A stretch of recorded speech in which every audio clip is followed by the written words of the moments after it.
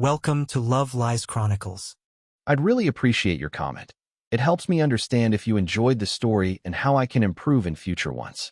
I was finalizing a client proposal when she leaned into the doorway like a manager about to fire someone. No greeting, just that line delivered as if it had been workshopped. You have until next month to be the husband I need. I'm Daniel Cross, 39, a financial analyst in Charlotte. Tuesday, 7:42 p.m. The house smelled faintly like the garlic chicken I'd cooked. The spreadsheet on my screen still glowed with green check marks. And somehow, in my own home, I was suddenly in a performance review. I didn't say anything at first. There's a difference. After 9 years, you learn to read not just the words but the posture behind them.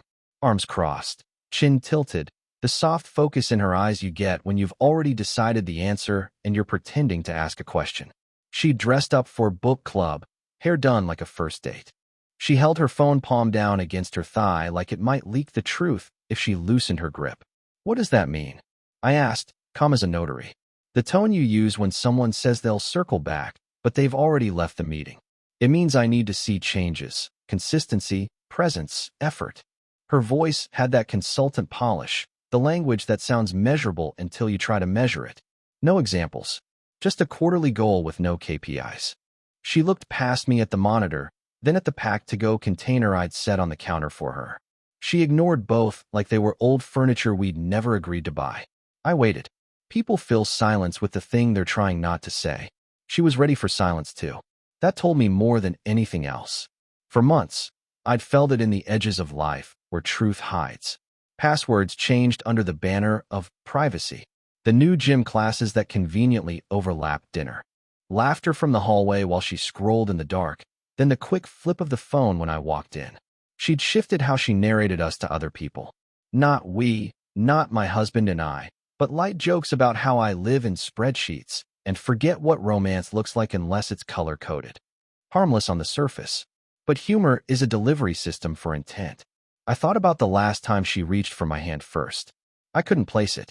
I could list closing prices from 3 quarters back, but not the last Saturday that felt like two people pulling in the same direction. That realization didn't make me angry. It just made me honest. I asked for specifics. What would next month look like if I nailed it? She had bullet points, but they've been away from us. Plan surprises. Initiate more. Make me feel chosen. Be less rigid. Read the room. Be spontaneous, but also predictable where it counts. A list that cancels itself out if you try to follow it literally. She'd practiced it. I could hear the cadence of borrowed lines. It sounded like her friend Mara, who narrates her life like a podcast sponsored by self-discovery. I pictured the group text reaction to the script. Yes, Queen, clarity is kindness. I nodded, just acknowledging that sound had happened in the room. She mistook the nod for surrender. She shifted her weight, satisfied with the delivery, and checked the time like an event had concluded. I'm heading out. She grabbed the to-go container without looking at me and put it back in the fridge. When she closed the door, the magnets rattled. The dentist appointment reminder, our niece's birthday invite. Small proof that life still had dates attached to it. She was already halfway down the hall when she said, "This is a chance, Daniel. Don't waste it." The door clicked. I stared at the spreadsheet for a long minute, not seeing numbers. The house hummed the way houses do when they're waiting to be told what they are, home or storage. The garlic in the pan had gone from pleasant to tired. I saved the proposal, closed the laptop, and slid the chair back slowly, like noise might wake something I wasn't ready to meet. Here's the thing I don't advertise. I'm not allergic to change. I've just learned the cost of changing for the wrong buyer. I washed the pan, wiped the counter, and set the kitchen right because order is a kindness you can give yourself. Then I went back to my desk and opened a different set of tabs. Bank portal, 2-factor authentication. Subscriptions. The boring spine of a life. I wasn't acting out of panic. Panic is loud. This was quiet. I confirmed what was joint and what wasn't. I looked at the emergency contacts on my health app and changed the primary from her to my brother, a small click that made a larger sound inside me. I checked the lease end date out of curiosity, not urgency. A furnished 1-bedroom downtown popped up in a side ad. The algorithm knows when you blink a certain way. I just noticed it and let it sit there like a suitcase by the door you haven't packed. On the counter beside my keyboard was the photo strip from a booth at Lake Lure, the summer after we married. In the first frame, she's pulling my face toward hers, eyes closed, absolute gravity. In the last frame, I'm looking at her instead of the camera. I slid the strip into the top drawer to put it somewhere that matched what it was, history, not instruction. At 9:10, my phone lit with a message from our friend group. Mara had posted another carousel, soft hats, candles, a caption about choosing yourself first. There she was, mid-frame, my wife, in a laugh that didn't reach the eyes I know. I turned the phone face down and listened to the refrigerator settle. I wondered if I'd missed a signal years back, some early drift I could have corrected by turning the wheel sooner. The brain does that inventory in moments like this. What could I have fixed if I'd been better, faster, more romantic, less analytical? Then I remembered the feeling I'd had last month when she sent me a TikTok about partners who still date each other at 1 a.m. and then declined my brunch plans the next morning because she was recharging. The math never penciled out. You can't solve contradictions with flowers. I printed the proposal anyway, initialed the final page, slid it into my briefcase. Routine steadies a man. I poured the leftover garlic chicken into a Tupperware for my lunch tomorrow. I set the coffee to auto brew. Small things that prove you're awake in your own life. When she came back near midnight, keys soft against the door, she paused at the office threshold. I kept my eyes on the monitor, not to punish, but to decline the invitation to a second act of the same scene. She stood there long enough that I could hear perfume and something like gin. "Did you hear me earlier?" she asked, voice lighter now. "The way you talk to someone you think is on your team." "I heard you," I said. "That's all you have to say?" "For now." Silence again, but this one belonged to me. She left a beat later. 2 footsteps. The bedroom door closed, then opened, then closed again, like she was editing the moment and couldn't get the cut right. I shut down the computer and sat in the dark room for a minute, listening to the house breathe. My mother used to say clarity is a mercy, even when it hurts. In bed, on my side of the mattress we'd chosen together and started sleeping on separately, I scrolled apartments without saving anything. I read lease terms like they were poetry: start date, deposit, key pickup. I changed one more setting before I slept, the lock screen on my phone. No shared photos, just a simple blue gradient. A small, quiet reset. Morning would come, as it always does. The proposal would go out. The coffee would drip. She'd wake up and expect revision notes on her ultimatum, maybe a breakfast apology, a plan with bullet points, and a timeline. She didn't know that the only thing I was revising was my willingness to be reviewed. Respect isn't earned by deadlines. It's enforced by decisions. I slept better than I expected, because something was. The next month had already arrived. In me, by the time the house went still. The next morning, she acted like our conversation had been inspirational rather than terminal. Coffee in her travel mug, blazer sharp, perfume that announced itself a half-second before she entered a room. "Let's make this a great week," she said, like a CEO after layoffs. I watched her leave and realized the deadline was a new operating system. Everything would now be framed as data for her decision. By lunch, the calibration began. A text with a heart emoji and a link to an article about men who create romance without being asked. No question mark, just the implied assignment. I typed back, busy until 5, then put my phone face down and finished evaluation model. At 3:12 p.m., another ping. A couples retreat ad, 2 nights of workshops with words like alignment and repair. There was a discount code. The message underneath said, "If you book by Friday, we get an early bird rate." She was shopping for solutions the way she shops for throw pillows. Aesthetics first, structure second. That evening, she came home dressed for a girls' dinner, a phrase that had recently expanded to include women I'd never heard of. She stood at the mirror fastening an earring and said, "I told them we're trying a new thing, intentional spontaneity." I could hear the pride in the announcement, like she'd already earned credit for changes I hadn't made yet. "What does that mean?" I asked. "It means I want to see you step up without me scripting it." She smiled into the mirror. Surprise me. I didn't tell her surprises and deadlines are natural enemies. I just nodded and loaded the dishwasher. Over the next few days, the pressure took shape in small, deliberate moves. She scheduled a last-minute brunch on Saturday with Mara and 2 others and forgot we'd planned to visit my mother. When I reminded her, she blinked like she was reading a caption on a photo that didn't match the image. "We can do your mom tomorrow," she said, grabbing her keys. Today is about us learning how to be social again. Us, I noticed, didn't include me. I went alone to my mother's and fixed the loose cabinet door that had been irritating her. On the drive back, she texted a picture of her mimosa and wrote, "See? Trying new things." It felt like a post for an audience that wasn't me. Her language with our friends shifted further. At a coworker's birthday, she told a story about me forgetting how to be present, complete with a theatrical demonstration of me checking my watch. People laugh the way polite people laugh when they want the moment to pass. I smiled and asked the birthday girl about her promotion. Steering the room isn't hard. It just requires ignoring the bait. Later, in the car, she said, "You didn't defend yourself." I said, "I didn't need to." She stared out the window like I'd answered in another language. There were tests disguised as jokes. "What's the plan for tonight?" she'd ask, when she already had one. "Let's be spontaneous," I'd say. "Cool. I'll see what the girls are doing." She'd watch my face for flinch, for chase. I offered neither. Silence makes some people curious. It made her irritated. She started leaving clothes draped over the back of the couch after insisting for years on a neat living room. Rolled her eyes when I folded them. Once, she left the front door unlocked when she went to the gym. When I mentioned it, she waved a hand. "Stop catastrophizing. People who never lock doors call caution paranoia until the day they don't." I asked a few calm questions the way you tap a wall to find a stud. "Are you asking for counseling or an audience? Do you want change or a spectacle?" She said I was being combative. I just needed to hear her say out loud what the script required. She floated above specifics like a drone collecting footage for a montage. Midweek, she found a new gear, public metrics.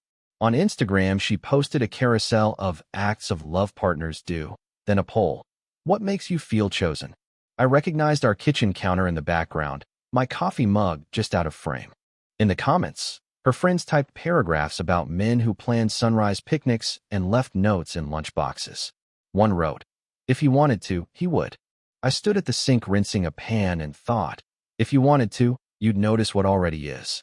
There was no appropriate reply that wouldn't turn me into the villain of her thread, so I put my phone down and wiped the counter. By Friday, she'd begun narrating my progress. At dinner, Thai takeout we ate over the coffee table, she said, "I'm seeing some effort." I hadn't done anything different except live my life, without commentary.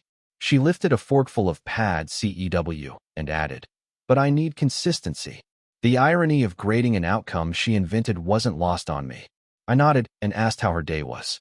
She said, "Productive," like we were co-workers summarizing a sprint. That night in bed, she lay scrolling, the blue glow painting distance between us. "Mara says male avoidance is a trauma response," she offered, casually weaponizing a sentence. "Is yours?" I said I didn't speak in Mara. She sighed, flipped on her side, and said, "Prove me wrong, then." I stared at the ceiling and listened to the HVAC cycle. You can't outprove a moving target. You can only stop playing. Saturday morning, I left early to run. The air had that cold edge that wakes you up from the inside. When I came back, she was in the kitchen in a new workout set, leaning on the island with a brochure for the retreat. "There's one spot left this month," she said. I told them we might take it. I poured water, let the silence do its work. "We?" I asked finally. "Yes," she said, too fast. "This is marriage, Daniel." She used my name like a gavel. I took a sip and set the glass down. Marriage is what we do when no one is watching. Retreats are what we do when everyone is. She laughed without humor. "So that's a no?" "That's a pause," I said. On the theater. She went to girls' dinner again that night, which now seemed to be a daily holiday. This time she left her phone face up on the counter while she searched for her keys. A text preview lit the screen. "Are you actually giving him a deadline?" She grabbed the phone, saw where my eyes had been, and lifted her chin. "It's just the group." "I figured," I said. We stood there in a stale moment. The house felt like two apartments sharing a wall. Sunday was the softest and worst, smiles that didn't land. A suggestion we reboot, with a picnic at the park, then a late cancellation because I promised Mara I'd help her plan a launch. The picnic groceries sat in the fridge, strawberries bleeding color into their box like a small, edible metaphor. I grilled chicken and packed my portion for Monday's lunch, threw her portion in a labeled container. Old habits die politely. When she finally came home, she had the kind of energy you bring back from a pep rally. "The girls said you looked checked out at dinner," she announced, toeing off her heels. "They're worried." I remembered precisely how many minutes she'd spent at our table in conversation with me. "That's generous of them," I said. "Please thank the committee for their concern." She narrowed her eyes. "You think you're above feedback. I think I'm done being scored by people who don't sit at this table." She opened her mouth, closed it, shook her head. "Next month," she said softly, like a spell. "Don't forget." The deadline walked around the house, wore perfume, posted stories. Monday came with a new tactic, entitlement disguised as expectation. She sent me a list of little things that would make her feel seen. Flowers midweek, no screens after dinner, planning a date without asking her to weigh in. Half the items were things I'd offered for years. The other half contradicted the first. The list wasn't for me. It was for the record. That evening, she asked if I wanted to join her and her friends for trivia night. I said no. I almost added, "I don't audition in rooms that don't clap when I enter," but the line sounded like a movie quote, and I'm not a movie. She shrugged, annoyed at my refusal to give her an easy villain. "We'll be late," she said, as if we were going together. "Have fun," I said. When the door closed, the silence felt like a friend who tells the truth without humiliation. Before bed, I asked the only direct question I'd been carrying since the ultimatum. "Is there someone else?" She didn't look offended. Offended would have been human. She looked inconvenienced. "That's not the point. That's not a no," I said. "And I don't need a yes." She rolled over and said, "Don't be dramatic." The word dramatic has a way of erasing whatever it's applied to, like whiteout on a page. I turned off the lamp. The week ended how it began, with her treating marriage like a product launch. Announcements, metrics, optics. I made dinner, fixed a squeaky hinge, got 8 hours of sleep. I was watching. The pressure she thought would mold me into a better version did the opposite. It clarified my outline. There's a point where the weight stops shaping and starts breaking. I could feel it in the way my shoulders relaxed when I left the house, in the way my mind quieted when my phone was in another room. On Sunday night, she placed the retreat brochure on my pillow like a ticket on a tray.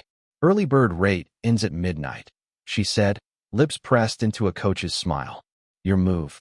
I tucked the brochure into the nightstand and said, "Noted." She wanted a show. I gave her a mirror.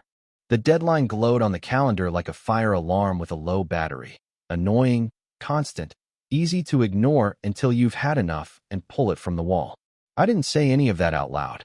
I waited until the house settled into its nighttime noises before I moved. Not sneaking, just choosing my lane and staying in it.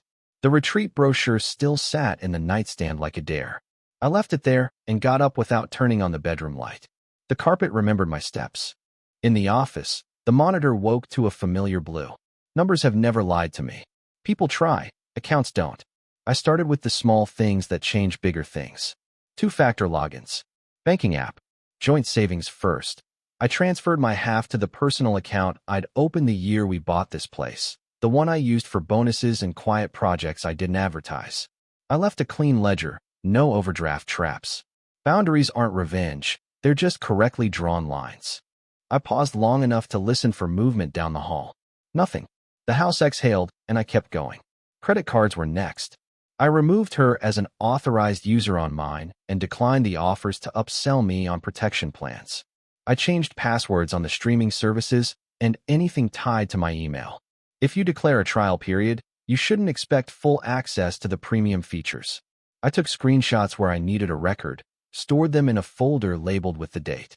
I pulled the fireproof box from the bottom desk drawer and set it on the mat.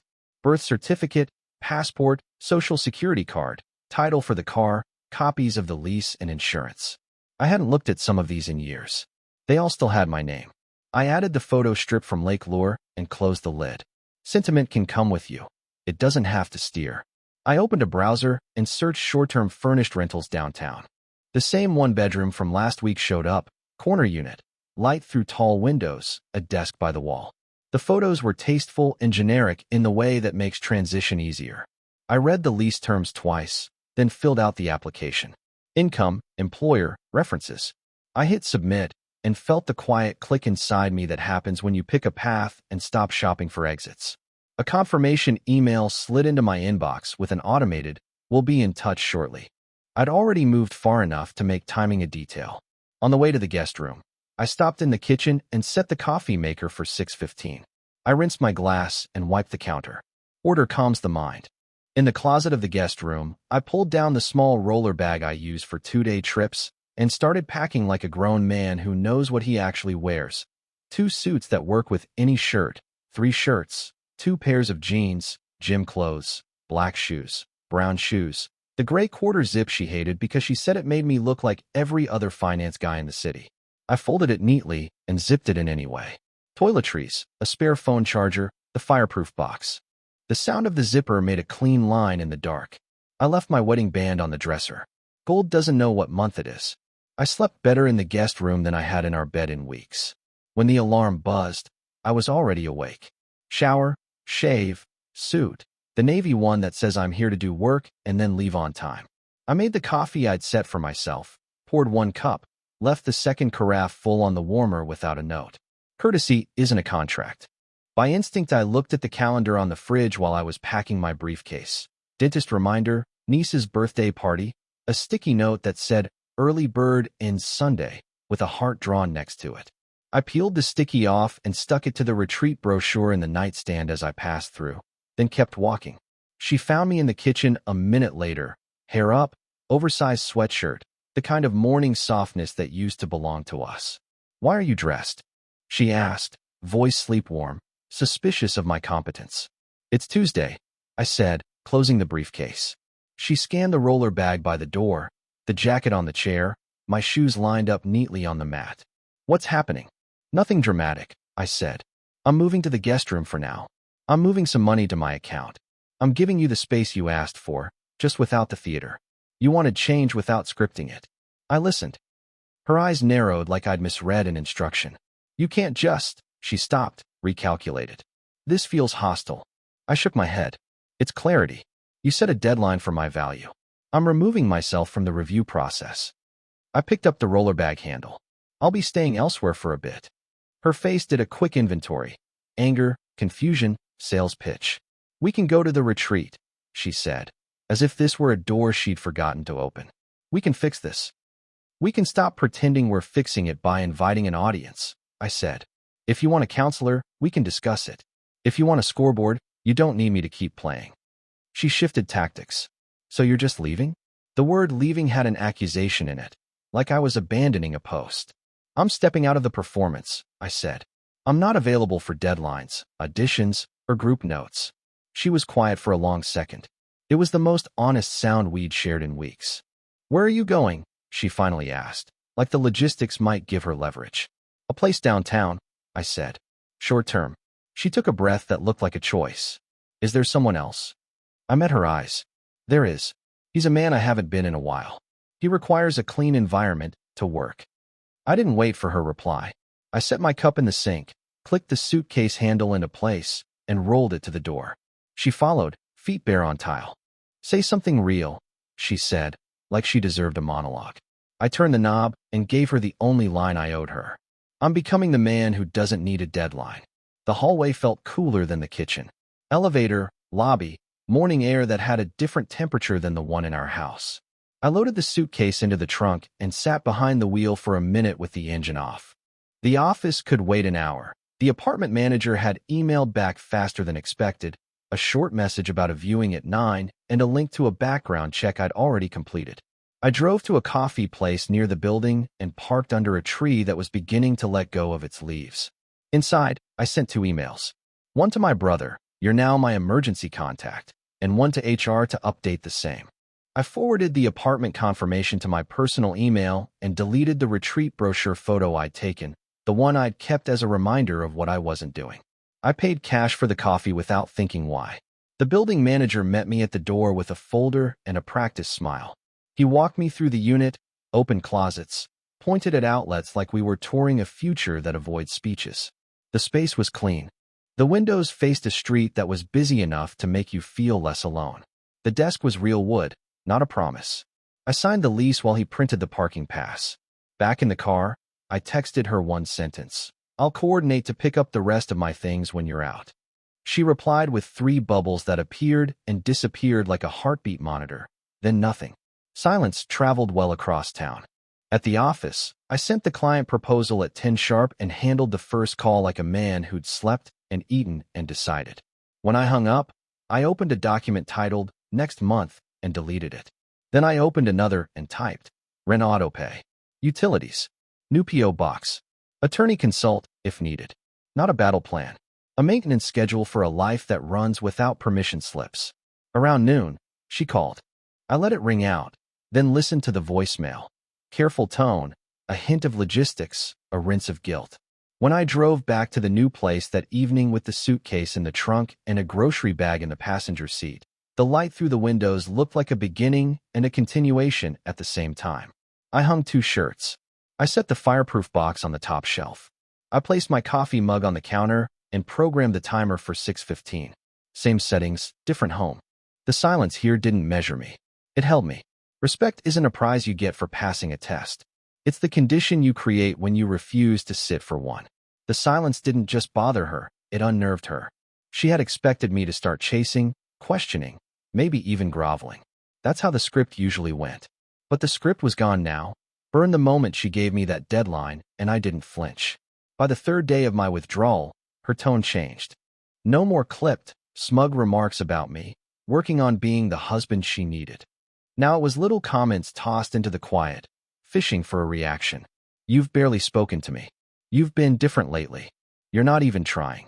I didn't give her much, just nods, the occasional and a faint, almost polite smile when she walked past me. She started testing me in other ways, picking at small habits she'd once ignored. Leaving her phone out on the counter with a half-hidden text notification from some name I didn't recognize. In the past, that would have baited me into asking questions. Now I just picked up my keys and went for a run. It got under her skin. I could see it in the way her eyes followed me when I moved around the house. She was used to holding the center of my attention, even if it was in the middle of a fight. Now she was orbiting me, waiting for any sign that I was still tethered. One night, she tried a softer approach. I was sitting on the couch, reading, when she sat down beside me. "Remember when we used to watch movies together?" she asked, voice lighter than it had been in weeks. I kept my eyes on the page. "Yeah, I remember." She didn't expect that answer, flat, without invitation. She waited a beat, then leaned back, exhaling like she'd just taken a hit to the ribs. By the end of the week, she had shifted tactics again. This time, guilt. "I feel like you're shutting me out," she said one morning over coffee. I looked at her evenly. "Feels that way because I am." She blinked, stunned at the bluntness. In all our years together, I had never said something like that so plainly. I could see the gears turning in her head, whether to get angry or play the wounded card. She chose wounded. "I just want us to work," she murmured. The change in me started to spill into the outside world. I was sleeping better, working later by choice, even picking up hobbies I'd put off for years. She noticed. "You've been busy lately," she said one night, her voice carrying that nervous edge people get when they realize the ground is shifting beneath them. "Yeah," I said. "Feels good." Her family began noticing too. Her sister called me to check in, clearly fishing for information. I kept it polite but vague. "We're fine," I said, which was true in the sense that a fire is fine once it's burned everything down. The more I stayed steady, the more she stumbled. She started overcompensating, making dinner, asking about my day, even touching my arm when she passed me in the kitchen. It all felt like a performance, and I treated it as such. Pleasant nods, polite thanks, and nothing more. The first real crack in her confidence showed when she tried to bring up the deadline again. "You know, you've got a few weeks left," she said over dinner, trying to sound in control. I set my fork down and met her eyes. "That deadline doesn't mean anything to me anymore." She froze, like I had just spoken a language she didn't understand. From that night on, the power dynamic was different. She knew I was no longer waiting for her approval or fearing her decision. She was the one uncertain, the one trying to figure out where she stood. Her game wasn't just breaking down, it was over. She just hadn't admitted it yet. The apartment felt more like mine by the second week than the house ever had in the last year. I didn't over-decorate, just kept it clean, functional, and light. The kind of space where I could think without having to manage someone else's moods. I hadn't blocked her number, but I treated it like junk mail. If I needed something from the old place, I'd text her a date and time, short and logistical. She tried to slip in little hooks, "We should talk," or "I miss us," but I didn't bite. She made one last push the following Friday. Said she wanted to meet somewhere neutral to talk. I agreed because I wanted clarity to be audible. She picked a cafe halfway between us. I arrived on time. She was already there, stirring her coffee like it held answers. She started with nostalgia, how we used to be, the trips we'd taken, the special little things that made us different from other couples. I let her finish. Then I said, "You remember giving me that deadline?" Her eyes flickered. "I was trying to get through to you." "No," I said. "You were trying to keep me on a leash while you decided if I was worth keeping. That's not a marriage. That's a probation period. And I'm not interested in living under review." She went quiet, staring at the steam rising from her cup. "I didn't think you'd take it like that." "I didn't take it anyway," I said. "I acted on it. And now I know where my respect starts and ends." She sighed, the kind of long, slow exhale that comes when you realize a script isn't landing. "So that's it." "That's it," I said. "We can handle the separation paperwork quietly, or we can drag it out. I'm fine either way. But I'm not coming back to a house where respect is conditional." Her face hardened. "You'll regret this." I smiled. "No, I won't." We parted without a handshake, without any dramatic exit. I paid for my coffee, walked to my car, and drove back to my apartment without looking back. From then on, her messages came less often. The ones she did send were logistical, forwarding mail, confirming item pickups. The tone had no bite left in it. Whatever she'd been trying to prove in the beginning, she'd lost the taste for it. A month later, I heard from a mutual friend that she'd been seeing someone, but it wasn't going well. I didn't react. Why would I? Her choices weren't my weight to carry anymore. Life without her deadline felt lighter in ways I hadn't expected. I was making plans without having to factor in someone else's silent disapproval. I signed a lease extension on the apartment, set up a new P.O. box, and took a weekend trip with no one to clear it with. One afternoon, she sent one final message. "I thought you'd fight for me." I didn't reply, because the truth was simple. I had fought for myself. The irony stayed with me. She gave me a month to prove I was the husband she needed. By morning, I'd become the man who didn't need her at all. And that's the thing about respect. Once you realize it's not negotiable, you stop giving discounts. Dear listeners, please share your thoughts in the comments, and do not forget to like, share, and subscribe to the channel.